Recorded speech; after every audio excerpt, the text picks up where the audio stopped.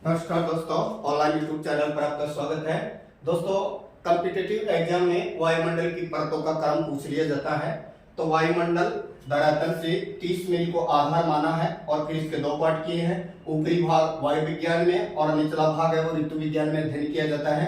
तो दोस्तों, वायुमंडल की अगर हम सबसे निचली परत की बात करें तो वायुमंडल की सबसे निचली परत है सौभमंडल और ये सौभमंडल सामान्यतः 16 से 18 किलोमीटर के आसपास माना जाता है और ध्रुवों पर 8 से 10 किलोमीटर माना जाता है।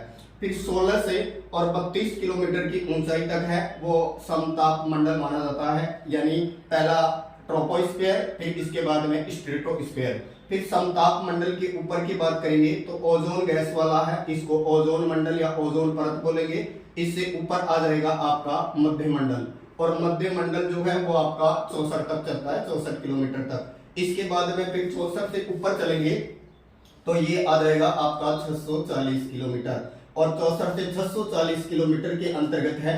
इसको नाम दिया गया है आयन मंडल। यहाँ से ही हमारे दूर संचारित उपकरण कार्य करते हैं। आयन मंडल या विद्युत आवेशीय चुंबकीय तरंगों की प्रधानता है और इससे ऊपर का पार्ट है, इसको नाम दिया है बहिर्मंडल। तो दोस्तों, इसमें बहिर्मंडल में हल्की गैसों की क्या मानी जाती है? प्रधानता।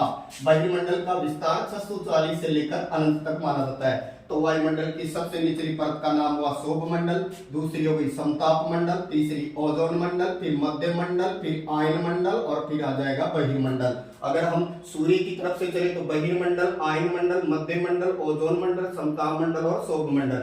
मौसम संबंधित परिवर्तन वाला सौभमंडल है, जिसमें तापमान में चेंजिंग नहीं है, मौसम संबंधी चेंजिंग नहीं है, विमान उड़ाने के लिए जाना जाएगा वो समताप मंडल है। जो पराबैंगनी विकिरण रोकेगी वो ओजोन परत है। जहाँ सबसे कम टेम्परेचर वायुमंडल में नोट होगा -100 डिग्री, वो आपका मध्य मंडल है। और जहाँ से दूर संचारी उपकरण कार्य करेंगे वो आपका आयन मंडल है। और जहाँ से हम कहें कि उपग्रह वगैरह लॉन्च किए जाते हैं, छोड़े जाते हैं, जो 500 से और 1000 के आसपास होते हैं, तो ये बहिर्मंडल के अंतर्गत है, स्थापित किए जाते हैं। तो दोस्तों, वायुमंडल का ये है संक्रमण। Thank you.